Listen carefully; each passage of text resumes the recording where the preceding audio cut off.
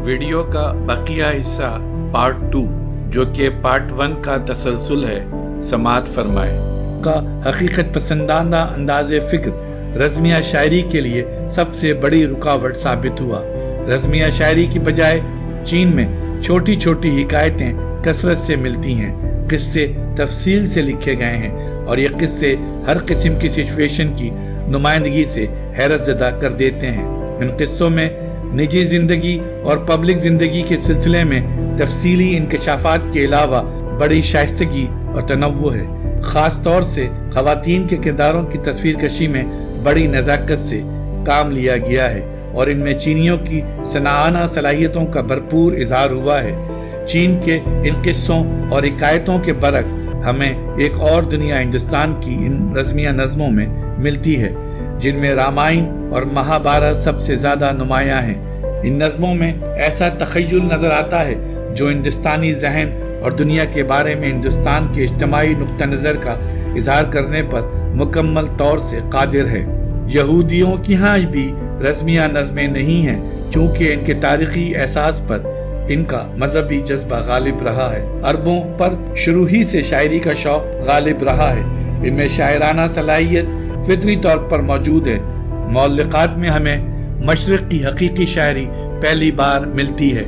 बाद में रज़मिया शायरी की जगह ज़रबुल मिसाल कहावतों, हिकायतों और अल्फ लैला जैसी बयानिया कहानियों ने ले ली, या मकामात हुरैरी ने, जिसकी तारीफ में रुकट रत्बुल लिसान है और इसका तर्जुमा भी उसने बड़े शायराना अंदाज में किया है।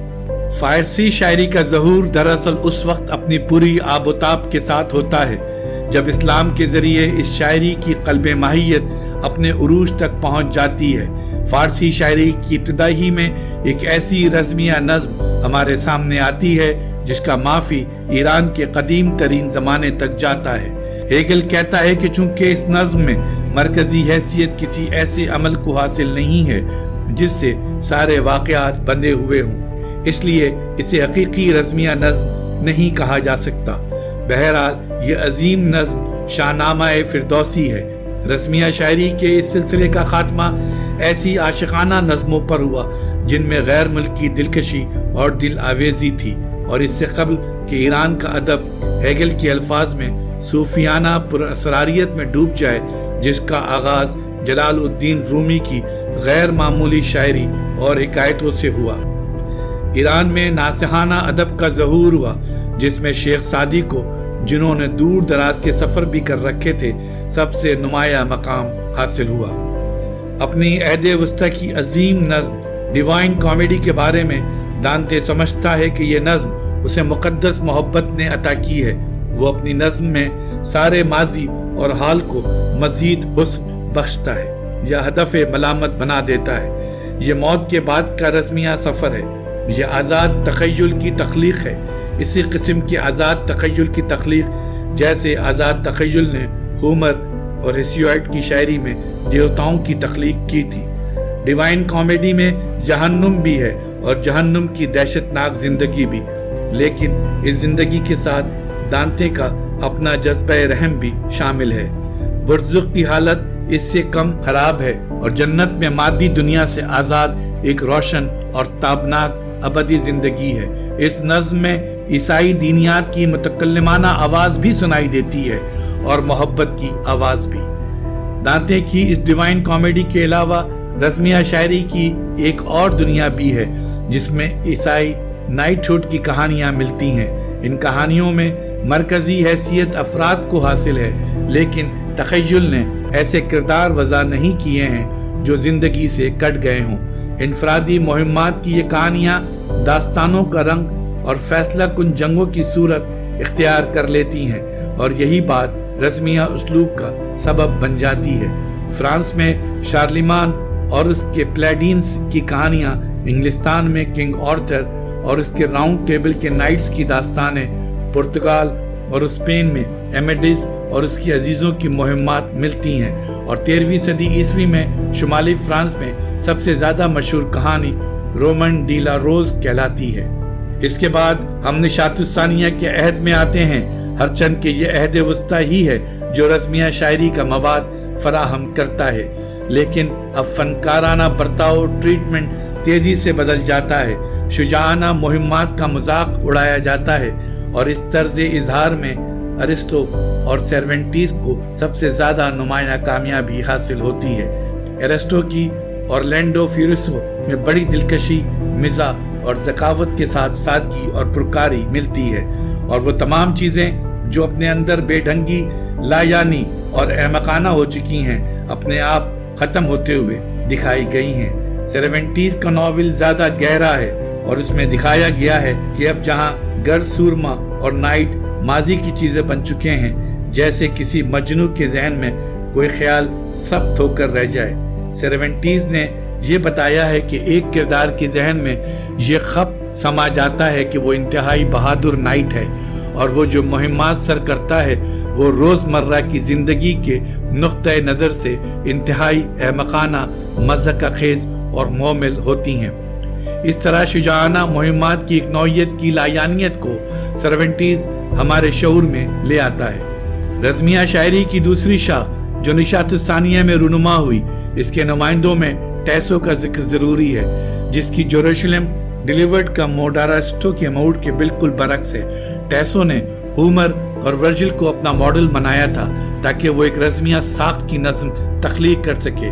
इसमें कोई शुबा नहीं कि टैसो की नज़्म में मौसीकी की ऐसी खुसूसियात और फनकाराना लताफत मौजूद है कि उसे होमर और वर्जिल की रज़मिया नज़्मों के मुकाबिल रखा जा सकता है, लेकिन इसमें इब्तिदाई ज़माने की ओरिजिनलिटी मौजूद नहीं है जो उसे कौम की नुमाइंदा रज़मिया नज़्म बना सके। टैसो की इस रज़मिया नज़्म पर होमर से ज़्यादा वर्जिल का असर नुमाया है। कैम्यूनिस की नज़्म लिसुनिस भी, जिसमें पुर्तगालियों की बहरी मुहिम्मात का जिक्र है, क्लासिकी यानी यूनानी और इतालवी नमूने से माखूज है और यही बात इसकी ओरिजिनलिटी के तासुर को ख़त्म कर देती है। मिल्टन की पैराडाइज लॉस्ट और क्लिप स्टॉक की मेसिया और वॉल्टियर की हेंड्रेड के बारे में भी यही बात कही जा सकती है और वॉल्टियर की हेंड्रेड तो हैरतनाक हद तक तसन्नो आमेज है। मिल्टन को प्रोटेस्टेंट मजहब से तहरीक मिली थी, वो अपने तख्लीकी जज्बे को इजहार की लताफतों के साथ पेश भी करता है। इसके अलावा मिल्टन ने यूनानी शायरी का बहुत गहरी नजर से मुताला किया था, लेकिन फिर भी मौजू की गहराई, फनी महारत और ओरिजिनलिटी में मिल्टन डांटे से कमतर है और वैसे भी पैराडाइज लॉस्ट में रज़मिया मौजू और ड्रामाई रुझान में कशकश मौजूद है। इसके अलावा गनाई कैफियत और पिंदो निसा का अंदाज भी दिखाई देता है। हेगल कहता है कि हाल ही में यूरोप की कौमी शहरी और बोर्जुआ समाजी जिंदगी ने रज़मिया तर्ज के नावलों के लिए रास्ता खोल दिया है। गनाई शायरी में शायर के इसी दाखिली पहलू का आफाकी और इनफरादी इजहार होता है जो दाखिली पहलू रज़मिया शायरी में गायब रहता है। रज़मिया शायरी में तो सिर्फ वाक़यात अपनी मजमूइयत में सामने आते हैं, लेकिन गनाई शायरी से हमारे ज़ाती जज्बात के इजहार को तस्कीन मिलती है। इसमें शुबा नहीं कि गनाई शायरी के मौज़ूआत ज़्यादा से ज़्यादा मुतनव्वे हो सकते हैं और इसमें कौमी ज़िंदगी के किसी रुझान की तरफ इशारा भी हो सकता है। लेकिन रज़मिया और गनाई शायरी में बुनियादी फ़र्क ये है कि रज़मिया शायरी एक ही नज़्म में कौम की पूरी रो को खोल कर बयान करना चाहती है, लेकिन गनाई शायरी अपने आप को किसी एक पहलू तक महदूद रखती है। गनाई शायरी में भी कौमी एहसासात और कौमी ख्यालात अपना इजहार पा सकते हैं, लेकिन कोई एक गनाई नज़्म तन्हा इन सारी बातों का इजहार नहीं कर सकती। गनाई शायरी में किसी कौम की बुनियादी किताब नहीं लिखी जा सकती, लेकिन गनाई शायरी का एक फ़ायदा ये ज़रूर है कि गनाई शायरी किसी कौम की तारीख के किसी भी लम्हे में फ़रोग़ पा सकती है और रज़मिया शायरी का ताल्लुक़ कौम के सिर्फ इब्तिदाई ज़माने से होता है। बाद के ज़माने में जब कल्चर नस्र से बहुत करीब हो जाता है, रज़मिया शायरी का फ़रोग़ मुमकिन नहीं रहता। ऐसी नज़मों में भी जो रज़मिया शायरी की आखिरी हदों पर होती हैं, गनाई शायरी की सफ़ात मौजूद हो सकती हैं। इसी तरह ऐसी गनाई शायरी भी मौजूद है, मसलन एपिग्राम या हीरोज़ के बयानिया किस्से और बैलेड्स जिनमें रज़मिया अंदाज मिलता है। यूनान की गनाई शायरी के गुलदस्तों में ऐसे एपिग्राम्स भी मिलते हैं जिनमें शायर अपने आप को मारूज के सुपुर्द नहीं करता, जिस मारूज की तरफ इशारे इस कलाम में मिलते हैं, बल्कि इन गनाइया अशायर में शायर अपनी ही जात पर जोर देता है। इसका मतलब यह है कि नज़्मों का उसलूब तो गनाई होता है, लेकिन इनका मौजू गनाई नहीं होता। इंग्लिस्तान की इब्तदाई शायरी में इस किस्म के बैलेड्स कसरत से मिलते हैं। अवामी शायरी में उमूमन अलमिया और तसादुम की कहानियां पसंद की जाती हैं, ऐसी कहानियां जिनका कर्ब दिल को चीर जाता है। हेगल के अहद में बर्जर, गोइटे और शिलर ने इंतहाई खूबसूरत बैलेड्स लिखे हैं, जिनमें घरेलू सादगी और जज्बाती वर्जन का नोकीलापन मौजूद है। और शिलर के बैलेड्स में तो इंतहा दर्जे की गनाई अंदाज की बुलंदी फिक्र भी मौजूद है। गनाई शायरी की दाखिलियत तकरीबात पर लिखी हुई नज़मों में भी जाहिर होती है। ये तकरीबात जंग से मुताल्लिक भी हो सकती हैं, जैसा कि कैलिनस और टाइटियस की जंगी नौह के सिलसिले में हुआ, या एथलेटिक्स के मुकाबलों के सिलसिले में पिंडार की इनाम याफ्ता पुरजोश गनाई नज़मों में हुआ। इसमें मारूजी सूरत हाल से ज़्यादा शायर के रद्द अमल में कारी शरीक होता है। एक बार होरेस ने तंज़िया अंदाज में एक फ़िक्रा कहा था कि एक महज़्ज़ब और मशहूर आदमी की हैसियत से मुझे इसके बारे में एक नज़्म लिखनी है। इसी स्पिरिट में शिलर ने लाइट वंडर ग्लूक लिखी, लेकिन ये नज़्म तकरीब पर लिखी हुई नज़्म नहीं है। दूसरी तरफ होरेस ने कहा है कि सच्चा शायर अपनी गनाई नज़्म के लिए अपनी ज़ात ही से तख्लीक की तहरीक हासिल करता है। मसलन एनाकोरियन के नगमों में शायर अपनी तस्वीर कशी मारूजी अंदाज में करता है। मोहब्बत के मामलात में शराब नोशी की महफिलों में तफरीही मूड में, जैसे कि वो खुद आर्ट का कोई नमूना हो। इसी तरह हाफिज के यहाँ भी कोई मौजू नहीं है, कोई मारूजी तस्वीर नहीं है, असातीर नहीं है, बस शायर है जो खुद अपनी रूह से मुखातिब है, जैसे एक रूह दूसरी रूह के मुकाबिल हो। हाफिज के साथ इसकी शराब है, मैखाना है, महबूब है, दरिया है और बहुत कुछ। गोइटे की नज़्म इच हेबिनियन सैच ऑफिशंस गेस्टले एक बेनियाजी किसी कैफियत है। वो कहता है कि मैंने अपना दिल किसी चीज से नहीं लगाया है, किसी चीज से नहीं, और इसी के साथ दौलत, जायदाद, औरतें, सफ, शोहरत, इज्जत और आखिर में जंग वगैरह का जिक्र भी करता है। और कहता जाता है कि मैंने अपना दिल किसी चीज से नहीं लगाया है, और इस तरह दुनिया की हर चीज के खाली होने की कैफियत को जाहिर कर देता है।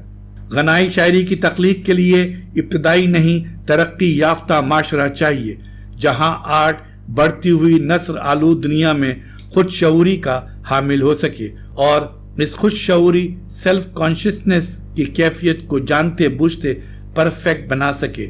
मसलन हमारे अहद में हर शख्स को यह हक हासिल है कि वो अपना नुक्ता नज़र और अपने एहसासात को बरकरार रख सके। आज के शायर का रवैया रज़मिया शायर के रवैये के बिल्कुल बरक्स होगा।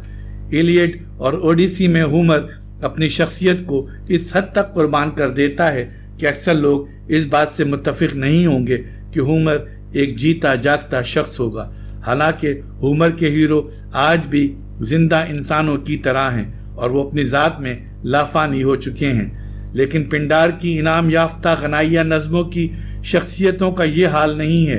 एथलेटिक्स में ख्वाह शायर ने इन्हें कितना ही बड़ा फातेह क्यों ना दिखाया हो, इनके लिए यही बड़ा एजाज़ है कि पिंडार ने इन्हें अपनी शायरी का मौजू बनाया है।